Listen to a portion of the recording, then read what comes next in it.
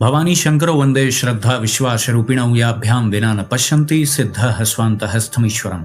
हर हर Mahadev. जगतपिता Shiv YouTube channel में आप सभी भगवत प्रेमी दर्शकों का हार्दिक स्वागत करता हूं। भगवान श्री पूर्णेश्वर महादेव जी की कृपा से आप सभी स्वस्थ सकुशल और प्रसन्न होंगे, ऐसा मुझे विश्वास है। भगवान शिव जी के संबंध में कहा गया है, सर्वानन शिरो ग्रीवः सर्वभूत गुहाशयः सर्वव्यापी च भगवास तस्मात् सर्वगतः शिवः।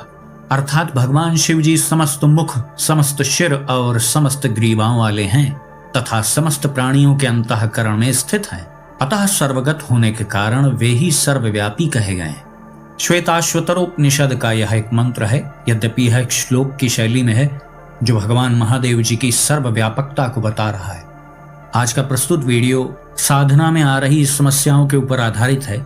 बहुत से साधक साधिकाओं के प्रश्न आते रहते हैं कि हम बहुत लंबे समय से साधनाएं कर रहे हैं। कोई 10 वर्ष से कर रहा है, कोई 5 वर्ष से कर रहा है, कोई 6-7 वर्षों से कर रहा है। यद्यपि जिन्होंने अभी बिल्कुल प्रारंभ की है शिव साधना, वो पंचाक्षरी मंत्र का जाप करते हो, शिव नाम जाप करते हो, स्तोत्र का पाठ आदि करते हो, अपनी साधना में वो जो भी विधियों का पालन कर रहे हैं, यदि उन्होंने अभी ही प्रारंभ किया है तब तो ठीक है, प्रारंभिक स्तर में थोड़ा समय लगता है। लेकिन जो लोग 4-5 वर्षों से या उससे भी अधिक समय से साधनाएं कर रहे हैं, तो उन्हें साधना का परिणाम क्यों नहीं दिखाई दे रहा है, यह एक चिंतनीय विषय है। इसीलिए इस संबंध में प्रश्न आते हैं। अब आप सोच रहे होंगे कि साधना का परिणाम दिखने का क्या अर्थ है, कैसे ये जाना जाएगा, इस बात को हम कैसे जज करेंगे, इस बात का निर्णय कैसे होगा कि भाई अमुक व्यक्ति ने साधना की और उसे परिणाम प्राप्त हो गया, या वो सही दिशा में जा रहा है, उसे कुछ सकारात्मक संकेत प्राप्त हो रहे हैं। ऐसा क्या हो रहा है कि आप ये कह सकें कि हाँ, उसकी साधना सही दिशा में जा रही है। भाई ये तो ठीक बात है कि लंबे समय से कोई साधना कर रहा है और वह स्वयं इस बात को स्वीकार भी कर रहा है, तभी तो यह प्रश्न यहाँ तक भी पहुंचा कुछ लोगों का कि हम बहुत लंबे समय से साधना में प्रवृत्त हैं, लेकिन हमें कोई उसका सकारात्मक परिणाम नहीं दिखाई दे रहा है। तो जब इस प्रकार का प्रश्न किया जाएगा तो फिर यह भी जानना दर्शकों के लिए आवश्यक हो जाता है कि क्या हमें ऐसा प्राप्त हो रहा है कि हम समझें कि हम सही दिशा में जा रहे हैं। तो देखिए, पहले भी कई वीडियोस में मैं इस बात को बता चुका हूं कि हर बात का परिणाम, जो अंतिम परिणाम है, वह इस रूप में परिलक्षित होगा कि आपका हृदय उतनी ही अधिक मात्रा में अपने इष्ट से जुड़ा हुआ अनुभव करेगा। अब देखिए, इसी एक बात से आप समझ लीजिए सारी बात को। जो साधक ऐसा दावा कर रहा है कि मैं लंबे समय से बहुत साधनाएं कर रहा हूं, तो वह विचार करे, आत्मविश्लेषण करे, वह कितनी मात्रा में अपने इष्ट से जुड़ पाया है। कहीं यह स्थिति तो नहीं है कि आप औपचारिकता कर रहे हैं, आसन पर बैठकर आपने जो उसका समय निर्धारित कर रखा होगा, 2 घंटा 1 घंटा जो भी, क्या ऐसा है क्या कि उतनी ही देर आप प्रभु के चिंतन में रहते हैं? जैसे ही साधना से आप उठे तो आप भौतिक जगत में लिप्त हो गए, पता ही नहीं कौन प्रभु हैं, कहाँ मेरे स्वामी हैं, मैं हावी हो गया ना आपका। तो इस प्रकार की केवल नाम मात्र की यदि आप साधना में प्रवृत्त हैं तो आप यह आशा कैसे कर सकते हैं कि आप अपने इष्ट से बहुत जुड़ा हुआ अनुभव करेंगे। बहुत से लोग ऐसा भी प्रश्न करते हैं ना कि प्रभु से जुड़ाव का अनुभव नहीं होता। वो क्यों होगा? आप प्रभु से जुड़ने के लिए प्रयत्नशील कहाँ हैं? प्रयत्नशील हो जाइए तो उसका परिणाम दिखाई देगा। हाँ, आप लंबे समय से उसमें प्रवृत्त हैं, यह ठीक है, लेकिन यह भी यदि आपकी अहम वृत्ति को पुष्ट कर रहा है तो यह भी एक बाधा ही है। आपने यह मान लिया कि मैं तो बहुत लंबे समय से प्रभु की साधना में तत्पर हूँ। बहुत से लोग ऐसा भी मानने लगते हैं, तो उनका अहम भी पुष्ट होता रहता है। अब ये तो अपने अपने हृदय की जांच का विषय है कि अहम वृत्ति हावी है या प्रभु का चिंतन हावी है। आपका लक्ष्य कुछ और ही है और आप चल किसी और ही दिशा में रहें। बहुत लंबे समय तक केवल हम साधना में प्रवृत्ति बनाए हुए हैं तो यही सफलता की गारंटी नहीं है। जैसे कक्षा में बहुत से छात्र होते हैं, एक ही अध्यापक समदृष्टि रख करके सभी को बराबर रूप से वो सबको पढ़ाता है, लेकिन उस समय का सदुपयोग सभी छात्रों ने बराबर मात्रा में नहीं किया। सबकी चित्तवृत्ति अलग अलग है ना।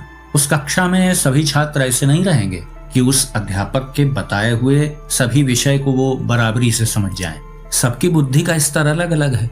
तो आप यह ना समझें कि हम लंबे समय तक किसी साधना में प्रवृत्त हैं तो हम सफल हो ही जाएंगे। भाई, उस समय का हमने कितना सदुपयोग किया यह भी तो सोचें। अभी इसके ठीक पहले वाले वीडियो में ही श्री लिंग पुराण के मूल संस्कृत श्लोक के सहित मैंने बताया था कि प्रभु से जुड़ना यानी योग, ये क्या है? चित्त की जो बहिर्मुखी वृत्तियां हैं उन पे नियंत्रण करना ही योग है। उनका नियंत्रण करने के बाद फिर हम अपने इष्ट का जो चिंतन करते हैं वही योग है, वही परिपक्व अवस्था को प्राप्त हो जाता है तो प्रभु से बिल्कुल अच्छे से योग हो जाता है। लेकिन जो प्रयासरत है तो वह भी निरंतर अपने और अपने प्रभु के मध्य की दूरी को कम ही कर रहा है।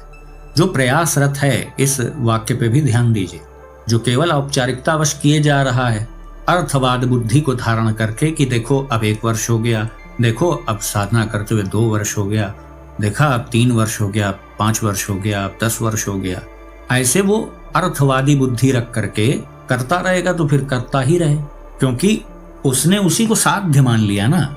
उससे आगे की वो सोच ही नहीं है उसके पास। यद्यपि वो भी चाहता है कि आगे उसकी और उन्नति हो, साधना में प्रगति और हो। बहुत से लोग खान पान में विशेष नियंत्रण नहीं रखते। देखिए, मुद्दा यही तो फंस जाता है। मैं ऐसा नहीं कह रहा हूं कि सभी साधक ऐसे हैं संसार में, नहीं। बहुत से ऐसे साधक हैं जो हर प्रकार की बातों का ध्यान रखते हैं।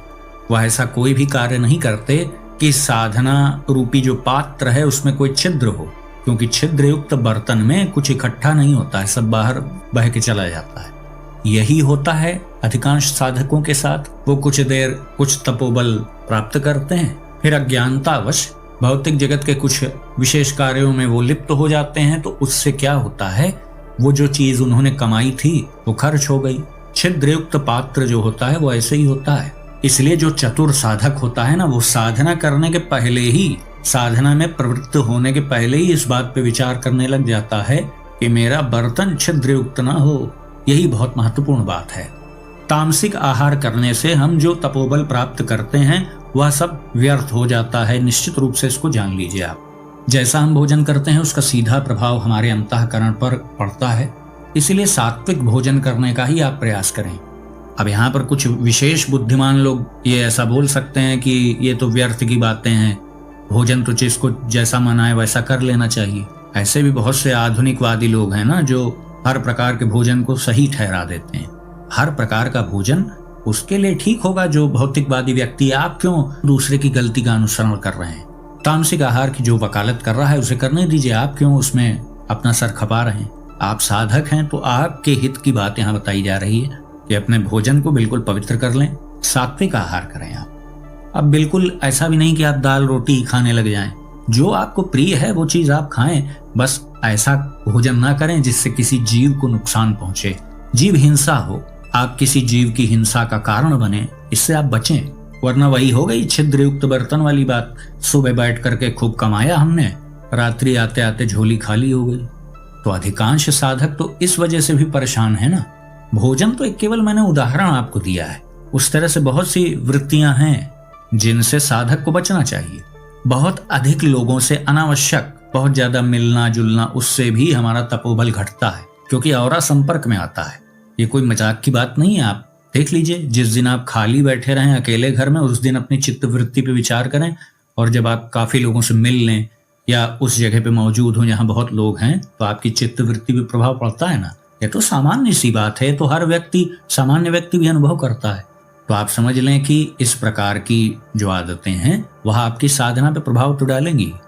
साधना में तो हम प्रवृत्त हैं, लेकिन उसके बाद भी हम अत्यधिक टेलीविजन से जुड़े हैं, मोबाइल फोन बहुत प्रयोग कर रहे हैं।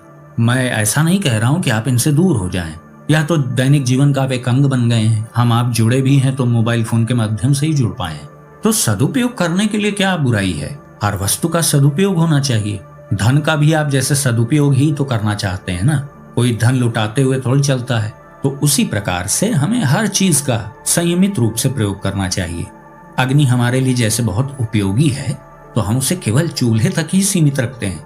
अग्नि बड़ी अच्छी चीज है तो पूरे घर में आग थोड़ी लगा देते हैं। बड़ी उपयोगी चीज जो होती है ना, उसको भी नियंत्रण में रह करके ही हमें प्रयोग करना चाहिए। इसीलिए हर चीज में संयम का नियम बनाया गया है। आप विचार करके देख लें, कहीं इस बात का उल्लेख नहीं है किसी भी विषय में कि अत्यधिक वो काम तुम करो, ऐसा कहीं आदेश नहीं किया गया है। अत्यधिक खेलना भी बुरा है। अब दिन भर 24 घंटे आप पढ़ाई ही करते रहें तो भी आप पागल ही हो जाएंगे। अत्यधिक खाना भी बहुत बुरी चीज है। यद्यपि खाना यानी भोजन वह हमारे लिए अत्यंत उपयोगी चीज है, लेकिन उसका भी अति वर्जित किया गया है। जल हमारे लिए प्राणतुल्य है, वायु तो साक्षात प्राण है। तो क्या यही कहा गया क्या कि खूब पानी ही पीते रहो? हर समय श्वास ही लेते रहो, उसी से प्राण धारण रहेंगे, भोजन की आवश्यकता ही नहीं है। हर चीज की अति वर्जित की गई है। और गृहस्थ धर्म में त्याग का तो प्रश्न ही नहीं है, क्योंकि गृहस्थ धर्म में आप अपनी इच्छा से ही हैं। आपने विवाह किया, आप गृहस्थ धर्म को स्वीकार किए हैं ना, आप संन्यास धर्म में तो है नहीं। तो गृहस्थ धर्म में है तो त्याग करने का आपके लिए विधान ही कहाँ है। कोई आपसे ये कह ही नहीं सकता कि अब टेलीविजन का तुम त्याग ही कर दो। कोई आपसे यह नहीं कह सकता है सैद्धांतिक रूप से कि आप टेलीविजन ना ही देखो या अच्छे कपड़े ना ही पहनो भाई तुम। ये कोई नहीं आपसे कह सकता है, क्योंकि शास्त्रीय दृष्टि से भी ये विधान है आपके लिए। भाई आप गृहस्थ हैं तो आपको त्यागी चंद नहीं बनना है कि जाओ ये भी त्याग दिया, जाओ ये भी त्याग दिया। गृहस्थ धर्म में उसका विधान नहीं है, उसका कोई विशेष फल नहीं है। हाँ, प्रभु की प्रसन्नता के लिए हम अपने सुखों का त्याग करते हैं, वो अलग विषय है, वो इससे संबंधित नहीं है। यहाँ पर यह भाव से मैं समझा रहा हूँ कि गृहस्थ धर्म में आप हैं तो आप टेलीविजन देख लेंगे, मोबाइल का प्रयोग करेंगे तो आपको पाप नहीं लग रहा है। आप अच्छा भोजन कर रहे हैं, आप भिक्षा मांग के तो आप भोजन करेंगे नहीं, आप सन्यासी तो है नहीं, तो आप अच्छा भोजन कर रहे हैं, कल की चिंता कर रहे हैं। जैसे सन्यास धर्म में यह अनुचित है ना, संग्रह करना, कल के लिए व्यवस्था कर लेना, ये सब वर्जित है। लेकिन गृहस्थ धर्म में इसकी व्यवस्था कर सकते हैं, क्योंकि गृहस्थ के यहाँ कौन कब आ जाए उसके लिए भी व्यवस्था उसे करनी है। परिवार के सदस्यों की सेवा के लिए भी उसे संग्रह करना पड़ता है। तो गृहस्थ साधक अपनी गृहस्थ के दायित्वों की पूर्ति करते हुए, उसमें जो भी नियमावली है उसका पालन करते हुए वह अपनी साधना में प्रवृत्त हो सकता है। तो गृहस्थ जीवन में रह करके आप साधनाओं में सफलता प्राप्त कर सकते हैं निश्चित रूप से। लेकिन आप विशेष परिणाम चाहते हैं तब तो फिर कुछ नियंत्रण आपको करना पड़ेगा, अपनी जीवन शैली में कुछ तो परिवर्तन आपको लाना पड़ेगा। यहाँ पे प्रश्न इसी बात का तो है कि लंबे समय से हम नाम मात्र की साधना कर रहे हैं, 5 वर्ष 10 वर्ष, लेकिन प्रश्न वहां खड़ा हो जाएगा जब वह साधक यह कहेगा कि मैं इतने वर्षों से प्रवृत्त हूं तो मुझे मिला क्या। तो इसी बात पे मैंने पहले ही ध्यान आकृष्ट कराया है कि लंबे समय तक जो साधना में प्रवृत्त है, हो सकता है वह अपने आम को पुष्ट कर रहा हो, वरना ये असंभव है कि कोई लंबे समय तक भगवान महादेव जी की साधना में तत्परता से लगा रहे और उसे परिणाम न मिले। शिव साधना तो सर्वाधिक तीव्र फलदायी है, फिर उसमें विलंब होने का बस कारण यही है कि आप अपनी साधना की सुरक्षा नहीं कर पा रहे हैं। जैसे छिद्रयुक्त बर्तन में हम दूध दुहें तो वो एकत्र होगा क्या, वही स्थिति है। हमें अपनी जीवन शैली का विश्लेषण करना चाहिए, जो भी हम त्रुटियां कर रहे हैं और जो हमारे तपोबल को घटा रहा है उस पर हमें ध्यान देना चाहिए। अनर्गल वार्तालाप, हर प्रकार के जो कुसंग हैं उनसे भी हमारे विचार परिवर्तित होते हैं, इष्ट के चिंतन में बाधा पहुंचती है, तो इनसे भी बहुत दूरी आपको रखनी है। भोजन, संग और स्थान, इसका प्रभाव हमारे अंतःकरण पर बहुत तीव्रता से पड़ता है। इसलिए भोजन, संग और स्थान बिल्कुल हमारी साधना के अनुकूल होना चाहिए, उसके प्रतिकूल नहीं। बाद में फिर ऐसी भी स्थिति आ जाएगी कि आप कहीं भी खड़े रहेंगे, कोई भी व्यक्ति आपके सामने आ जाए, कैसा भी संग हो जाए, आपके चित्त पर उसका प्रभाव नहीं पड़ेगा। लेकिन वही स्थिति तो नहीं आ पा रही है ना, तभी तो यह प्रश्न उठ रहा है कि लंबे समय से साधना में प्रवृत्त हैं और परिणाम में कुछ समझ में नहीं आ रहा है, कोई दिव्यता का अनुभव नहीं हो रहा है। आखिर जो लोग इन बातों का ध्यान रखते हैं उनको कम समय में ही साधना का परिणाम दिखाई क्यों देने लग जाता है।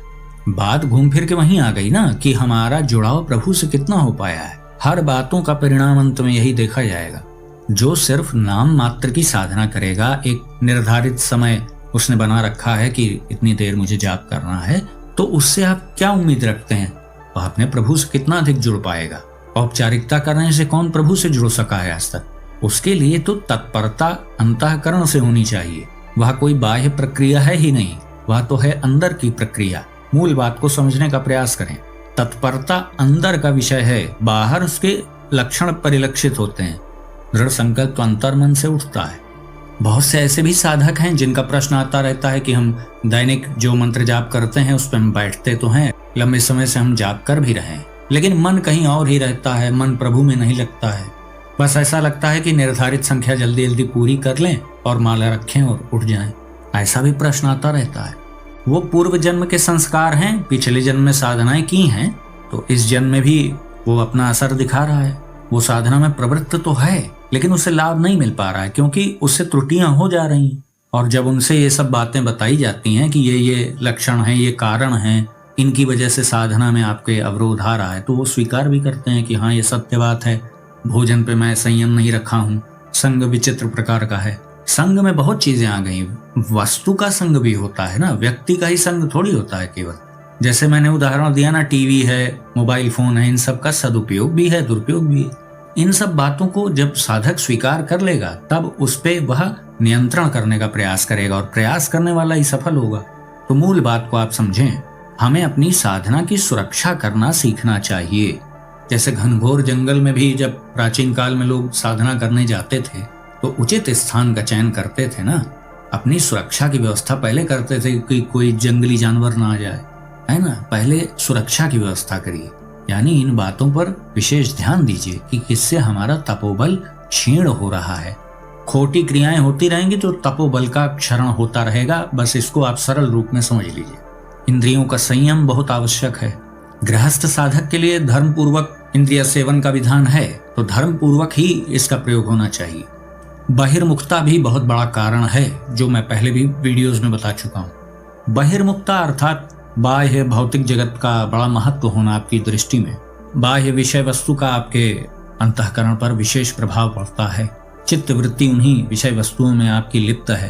तो ऐसा बहिर्मुखी व्यक्ति उस परम तत्व की उपलब्धि कैसे कर सकता है? उस परम आनंद की उपलब्धि उसे कैसे हो सकती है जब उसके अंतःकरण में, उसके बुद्धि में यह बात बैठ चुकी है कि बाह्य भौतिक जगत ही विशेष है। महत्व बुद्धि उसमें हो गई तो प्रभु का महत्व रह कहाँ गया? तो प्रभु उसको ही तो प्राप्त होंगे जो उनको महत्व देगा। अब इतनी अपेक्षा तो प्रभु आपसे करते ही है ना, और तो कुछ मांगते नहीं हो। वास्तविक समर्पण जब आपका हो जाता है तब प्रभु अपना अनुभव आपको कराते हैं। जब हम बिल्कुल प्रारंभिक स्तर पर होते हैं, जब हमें कोई दिव्य अनुभव आदि नहीं होते, कोई दिव्य स्वप्न आदि भी नहीं आते, आज्ञा चक्र पर भी कोई विशेष दृश्यावली नहीं दिखाई देती, तो उत्साह रहता नहीं है प्रारंभ में, क्योंकि प्रारंभ में तो करना पड़ता है ना। स्वयं से होने वाली स्थिति तो बाद में आती है। तो प्रारंभ में ही साधक की अधिक परीक्षा होती है। तो साधना के प्रारंभिक समय पर, प्रारंभिक स्तरों पर हमें विशेष ध्यान रखने की आवश्यकता रहती है, क्योंकि हमारा विश्वास उतना दृढ़ रहता नहीं। तभी तो हम बीच बीच में विचलित हो रहे हैं। भौतिक चिंतन हावी हुआ जा रहा है, भौतिक विषय वस्तुओं की लालसा हो रही है, उनकी ओर आकर्षण हो रहा है, साधना की ओर से विकर्षण हो रहा है।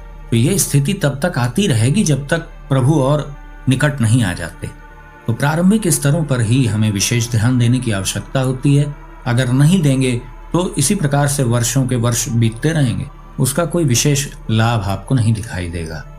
कभी कभी कुछ साधकों के साथ ऐसी स्थिति भी होती है, जिस प्रकार के प्रश्न आते हैं उसी हिसाब से मैं आपको बता रहा हूँ। बहुत से साधकों का ऐसा भी कहना होता है कि जब वो मंत्र जाप कर रहे होते हैं, आसन पर बैठे होते हैं, तो उन्हें कुछ अलग ही विचित्र प्रकार के अनुभव होने लगते हैं, या रात्रि में उन्हें डरावने स्वप्न आते हैं। ऐसा उन्हें अनुभव होता है कि जैसे कोई साधना से उन्हें हटाने का प्रयास कर रहा है। तो ऐसी स्थिति भी हो सकती है। यद्यपि एक अलग प्रकार की ही समस्या है। विभिन्न प्रकार की अव्यक्त शक्तियां भी हैं। सभी शक्तियां हमारी साधना के लिए अनुकूल नहीं है। भौतिक जगत में सूक्ष्म रूप से, अव्यक्त रूप से बहुत प्रकार की शक्तियां सक्रिय रहती हैं। तो कौन किसके संपर्क में आ गया, उसको ऐसा अनुभव हो रहा है, तो आपको उसका भी उपचार करना चाहिए। श्री काल भैरवाष्टकम स्तोत्र का पाठ कर सकते हैं। भय लग रहा है आपको तो आप शिव रक्षा स्तोत्र का भी पाठ कर सकते हैं, शिव सहस्त्र नाम स्तोत्र का पाठ कर सकते हैं। यदि इन सामान्य उपचारों से आपकी समस्या हल हो जाती है तो ठीक ही है। यदि नहीं होती है तो फिर उनका विधिवत ठीक प्रकार से जो उचित उसकी शास्त्रोक्त विधि है उस अनुसार उसका विधान करना चाहिए। कुल देवी कुल देवता आदि से जुड़ी समस्याएं भी यदि किसी साधक के घर पे हैं तो उसको भी साधना में परिणाम प्राप्ति में समस्याएं आ सकती हैं। तो इन सब समस्याओं का विधिवत उपचार कर लेना चाहिए। वैसे ये समस्याएं तो कम ही लोगों की होती हैं। मुख्य समस्या तो वो है जो मैंने पहले बताई है कि जो भोजन में हम संयम का पालन नहीं करते, पवित्रता अपवित्रता का ध्यान नहीं रखते, पवित्र जीवन शैली, व्यक्ति वस्तु स्थान कैसे हम चुन रहे हैं इसका ध्यान रखें, बहिर्मुखता का हम त्याग करें।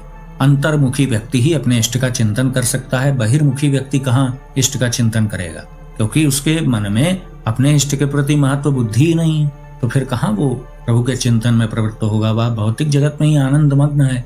तो इन सब बातों पर नियंत्रण करना पड़ता है।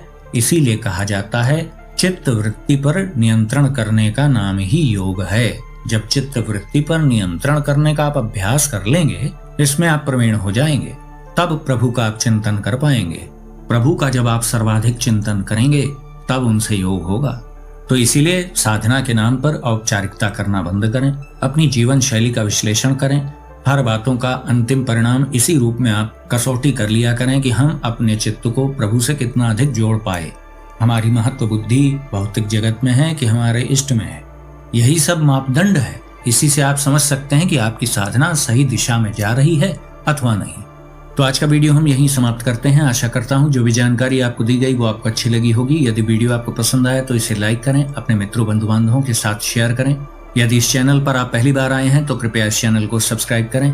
तो भगवान श्री पूर्णेश्वर महादेव जी से मैं ऐसी प्रार्थना करता हूँ कि वो आप सभी को सदा सुखी, स्वस्थ और ऊर्जावान बनाए रखें। मिलते हैं अगले वीडियो में एक नई जानकारी के साथ। तब तक के लिए आप सभी भगवत प्रेमी भक्तों को हर हर महादेव।